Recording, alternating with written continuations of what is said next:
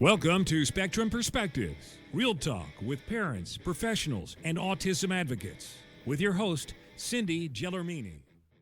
And today's a little different because usually I've been talking to moms of kids and adults that have autism, but today we're going to talk with Becca, and she's not the mom of an autistic child, right? But you are an advocate for the autism community. So Becca, tell us a little bit about yourself. Now, where are you from? Because you're not on the Eastern time No, zone. so I am a New Yorker. I was born and raised in New York, but a few years ago I moved to Colorado, and that's where I live now. Okay, so you're in the mountains.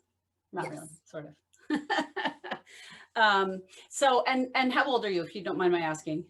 I am just about to turn 45. Oh, you don't look it at all. Well, thank you so much. And what do you do for a living? Right now I do a couple of things. I work for myself. I have my own consulting business. So I do neurodiversity and autism consulting, as well as speaking. I write. I also do social media, YouTube, that kind of stuff. But my big thing that I'm really working on right now is a course that I've developed for autistic adults, particularly those that were diagnosed late in life, although it works for all autistic adults. And it's a personal development course to kind of help people and give them the tools they need to create a life that they don't need a vacation from. Interesting. So why are you interested in this? Why is this what you do? Well, I have lived a certain kind of experience. I was diagnosed at the age of 36. I'm now 45 almost. So it's been some years. And when I started out advocating, it was really a pay it forward moment. I was really grateful that the community was there for me when I needed it. And then as I started to really work within nonprofit autism agencies and things like that, I was in that arena of autism world for a while. But then I really wanted to express kind of my voice and my opinion without carrying their mission statement with me everywhere. So I ended up opening my own business. And that was a consulting piece. On the other side of all that, I had gotten a diagnosis, and I was of what? Well, you have a diagnosis of what? What was your diagnosis? Autism. Okay. Yeah. I just want the viewers to know so they understand where we're going. Oh, I'm sorry. Yes. No, I'm autistic. Okay. I was diagnosed. I didn't want to just come out and say, hey, she has autism. I'd like you to explain it in your own words. Okay. Yeah. So I got diagnosed at 36 with autism. I kind of was going through my own personal journey with that, right? Kind of processing my own diagnosis and going through those motions. And as I was doing that, I was really learning a lot. And I was finding tools that didn't exist. So right now it's a really sad state of affairs in terms of services and supports for autistic adults. So a lot of what I was doing in those early days was taking kids supports and trying to make them work for my adultness. But what ended up working instead was taking neurotypical type supports and actually making them work for the autistic brain. So what I was doing was I was going on my own journey, kind of creating my own identity, kind of getting accustomed to my diagnosis, fitting it into my life, figuring out what it meant, all of those things. And I was really going through a mindfulness journey. So it was introduced to me in the early parts of my therapy at post-diagnosis. And I kind of went on this whole mindfulness personal development journey of my own, reading like The Secret and The 4 Agreements and You Are a Badass and all of the really popular personal development books that are out and about. But as an autistic person reading those books, I couldn't help but notice the pattern that they created. Meaning that in every one of those books, there were at least 3 or 4 lessons that were repeated by everybody. They were shrouded in different metaphors and said in different ways using different words, but it was the same core lesson. And I thought to myself, well, this is what autistics need. We need the real stuff. We just need the things that work. And if it's repeated by all of these people, it must be the things that work, right? And the stuff that's not repeated, maybe, not so important. So when, in looking at it, can you give me for instance, like what type of things? Well, for example, there's a lot of talk about, in most of these books, about being in the present moment, right? And staying present. And part of that is that it's really the only time in your kind of existence that you can affect change. You really can't control the future or the past in any other moment than in the now. And that's a lesson that's across the board in a lot of these, I would say most of these books, right? And what autistics need to know about that concept is that we waste a lot of our time, our energy, our spoons, however you decide to calculate it, worrying about the past and being sad about how things went. And then we spend a lot of other time worrying about the future and all the anxiety that that creates and the what if worlds. And so autistic people need this lesson, but we need it wrapped in a way that works for our brain. Like, hey, don't bother getting into your, depressive state. Just take the lessons from there. And hey, don't spend too much time on that anxiety state either, because you can't control what the future is going to bring. But what you can control is now.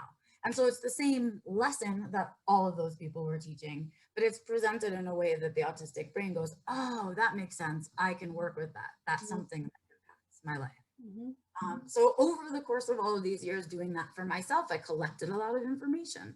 And I finally decided that I'm somebody, and I think a lot of autistics are, we like proof in the pudding, right? And so before I jump on any wagon, I want to see, what the proof is behind something. And so I had gotten to a place in my life where I had the proof in the pudding. I had moved myself from New York City. I had bought a home. I got married. A whole lot of things happened in a few short years of my life because of all of the work that I had been doing on all of that stuff.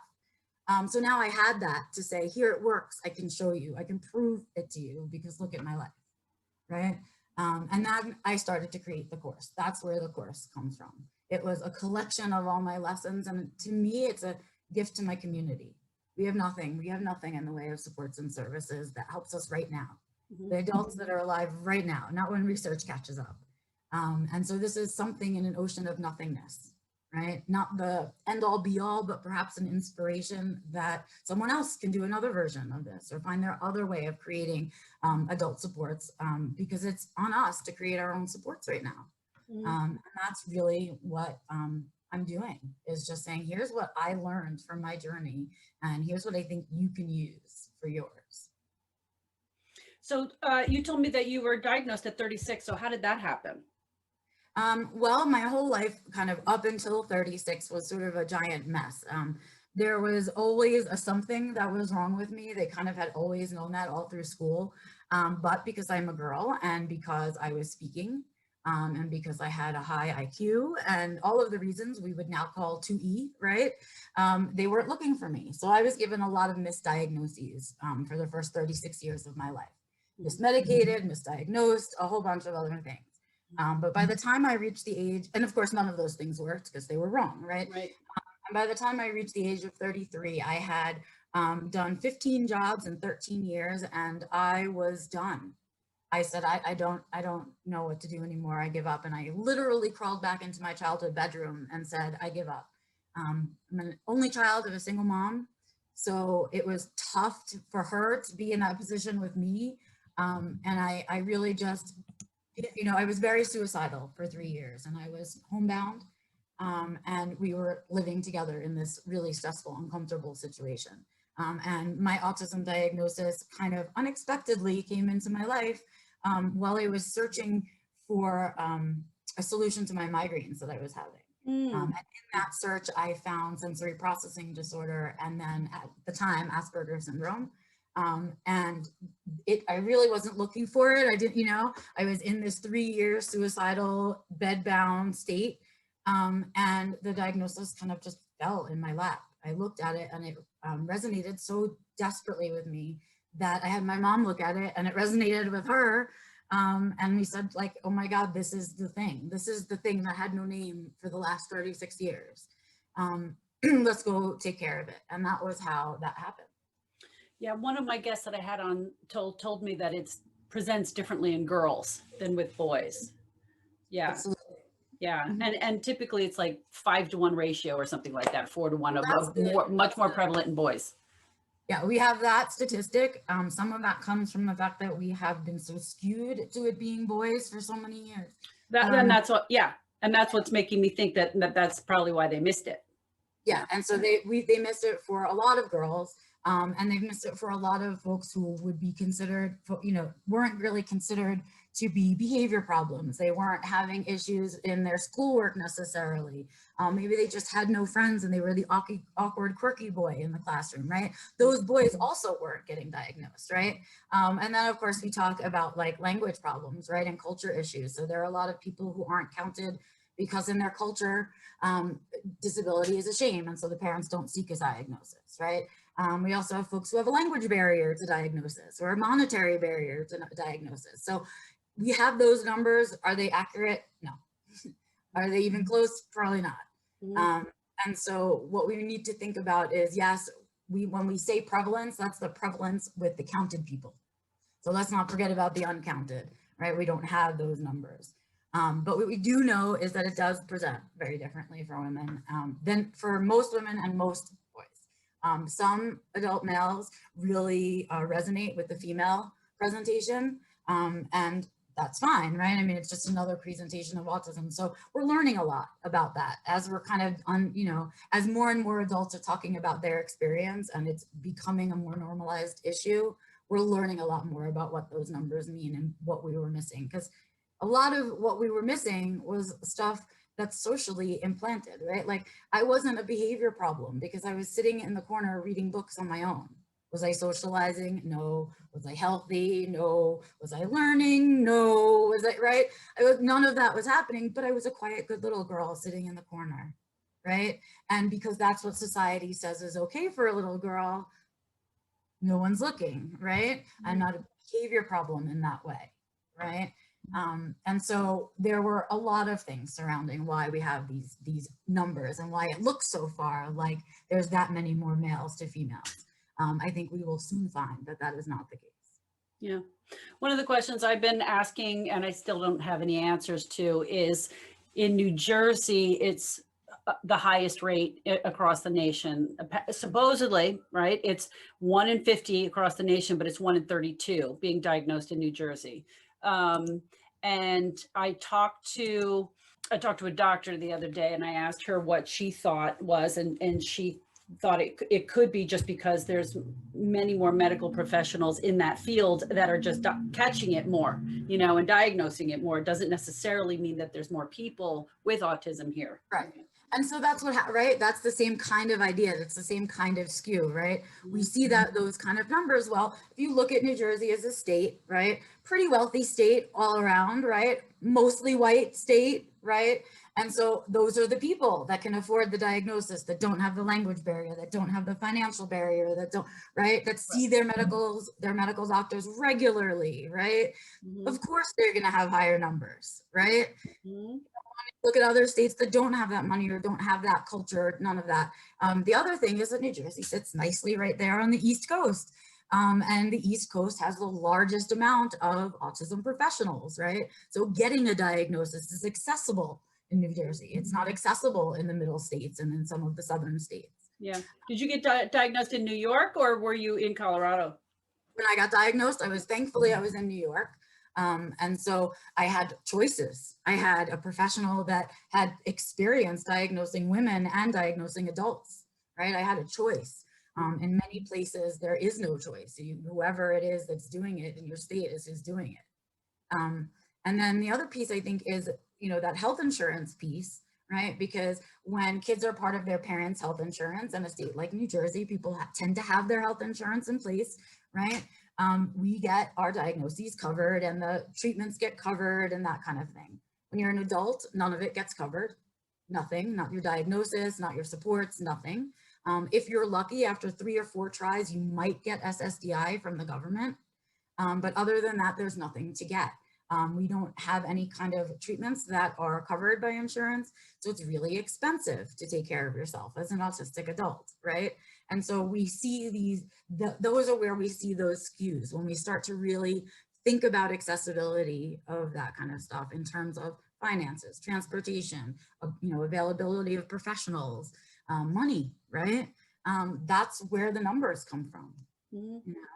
Yeah, I'm sitting here thinking when your child is diagnosed and they're diagnosing them as early as 18 months now, immediately they start going to all the therapists, they start going to the ped neuro and the speech and and all this kind of stuff. What do you do as an adult? Nothing. I mean, and you're speaking, so you don't need speech. You go and if you are lucky enough to have the kind of privilege that you can go see a therapist, maybe you go CBT or DBT, two different kinds of therapies, but they're talk therapies. And that's it. There is no adult OT. We don't have adult SLPs. We don't have workshops or programs or any of those things, right? And so nothing. And it's why I am such a big believer in self-diagnosis and adulthood, because if I wasn't in the mental state that I was in when I got my diagnosis, which cost me $5,000, okay? If I am living with my mom and in that particular situation, right? I would never have been able to afford a diagnosis. No way, right? And then when you find out that if you save up the money to go get your diagnosis, it gets you nothing. Why would you do that? Right. Why? Right. What, right? Well, are you now considered disabled? I mean, can you qualify for, I know because my son used to get SSI and stuff, you know. Right. Yeah. And so, you know, you can put in for it, right? When you put in for SSDI, if that's something that you need, that's when we start talking about needing the paperwork for it. But if we're talking about blanket statement, somebody else, right? Not in that particular case, right? Because you have to be, you know, unemployed also when you get your diagnosis. There are things that need to make up your situation, right? To qualify, right?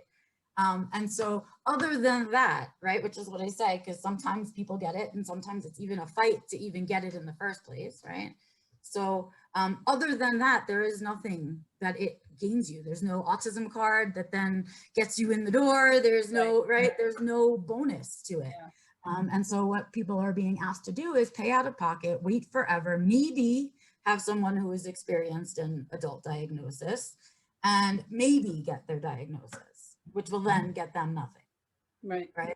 I have a friend that he has a sister that she, you know that she has special needs, but you can't quite tell what it is. And his parents passed away and he takes care of her, but because he never got any kind of formal diagnosis, or his parents never did, he can't get any kind of help. And, and when he's not around anymore, somebody's going to need to take care of her. They're not doing well financially because she doesn't work and he only works part-time, you know. And I was trying to tell him, but what you should be able to get Social Security and things for, he's like, no, you don't understand. I don't have a diagnosis. Like I can't get. And so there's many different facets of this, you know. And so it's so black and white different when you go through this walk as an adult rather than when you're doing it with your child, right? Because you get the diagnosed child, everyone's got a therapist for you to see. Here's the literature, here's this, here's that person, start reading about this, right? You get more information than you need probably, right? And it's probably totally overwhelming.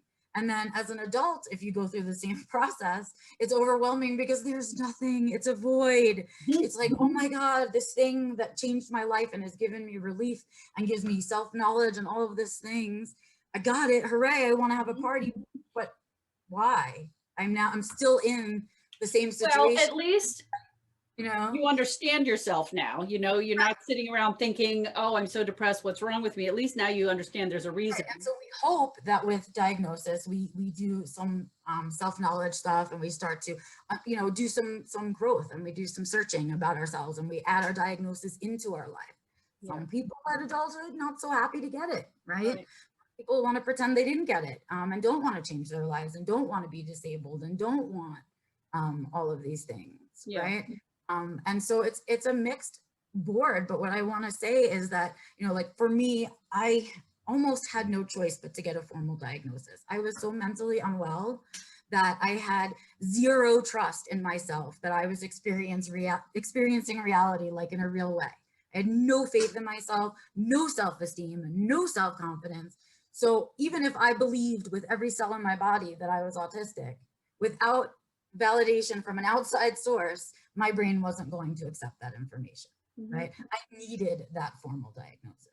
Other people don't. They're like, hey, that's great. And there's so much information out on the web now that, you know, you can teach yourself about it. You can learn about autism, and you can learn the supports, and you can learn the words, and you can learn all the things that come with the diagnosis without ever stepping foot in a professional's door.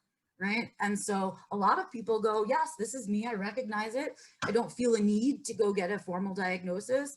Let me just, you know, let it inform my life and the choices that I'm making, and they move along with it that way. So it's really a very different experience depending on where you're at when the diagnosis hits your life, right? When where you're at as a person, whether it's child, adult, whatever.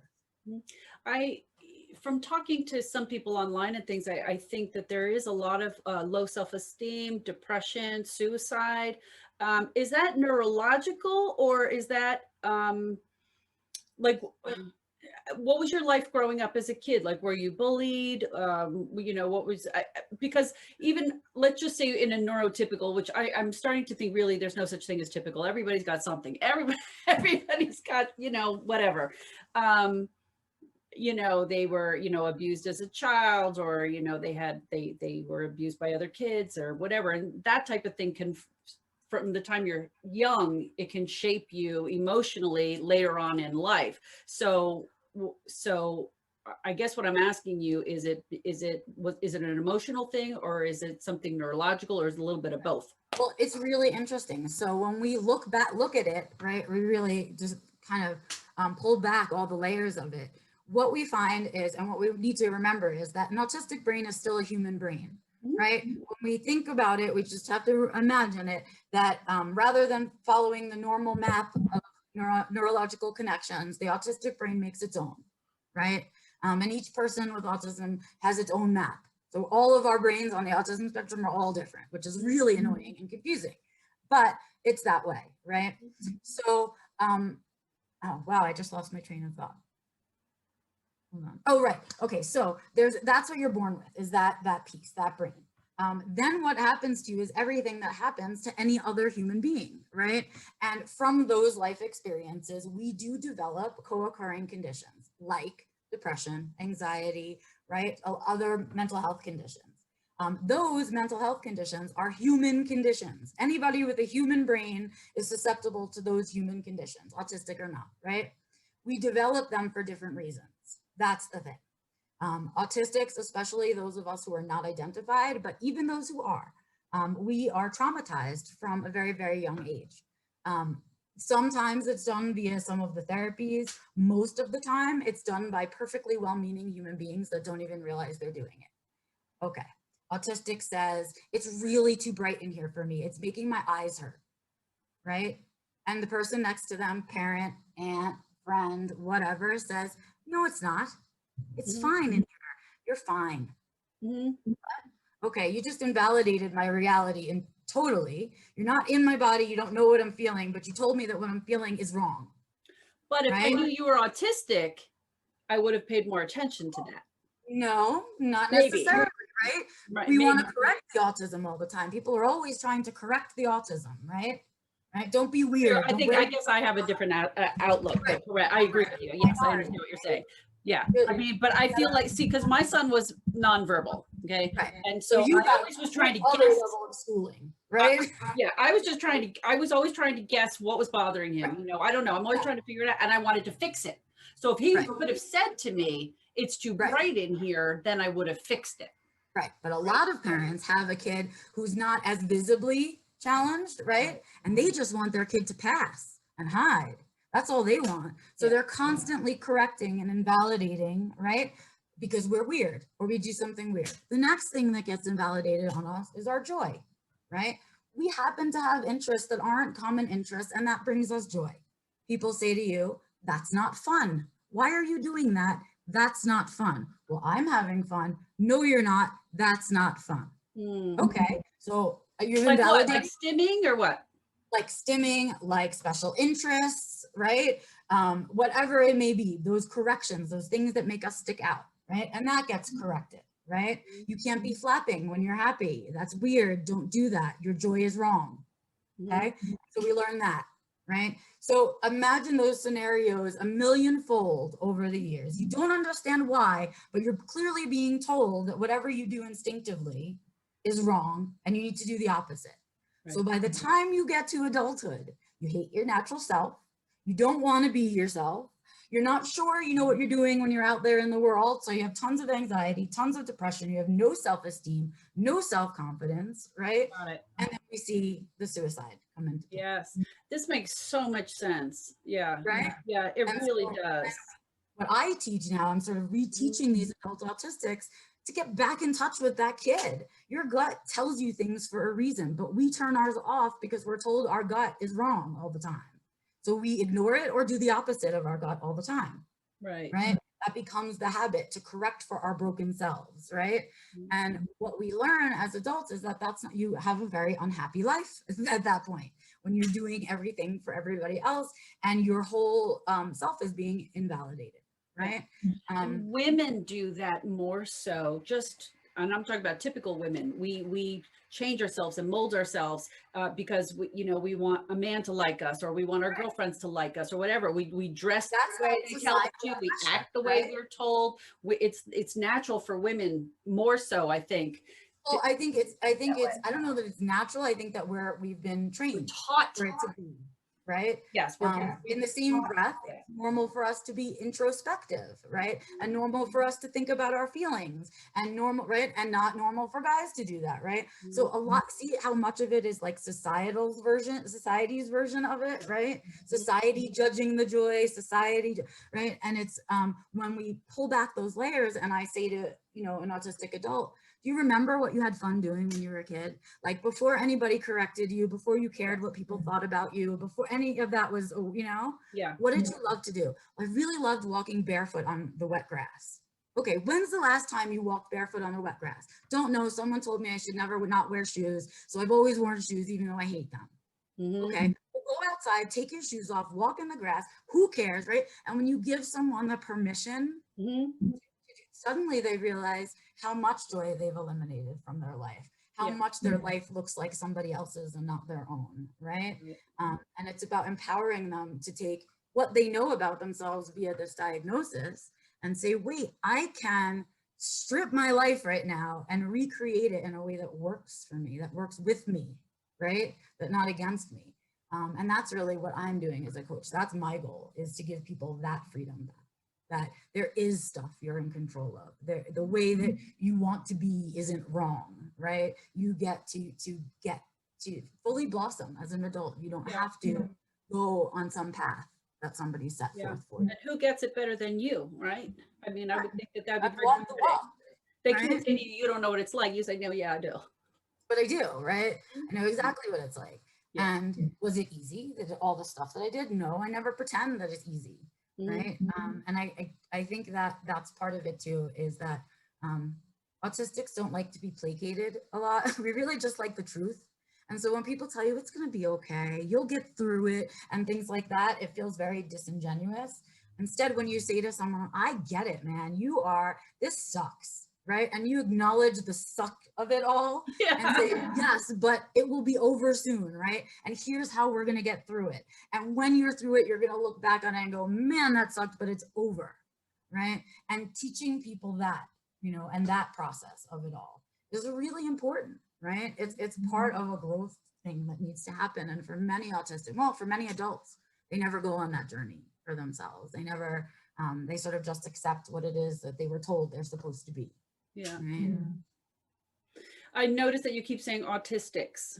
Okay. And I've only recently joined autism forums on Facebook because I was very out of the loop, but I noticed there's someone that has autism that runs a page there's a completely different conversation going on there than on parents of autistic kids.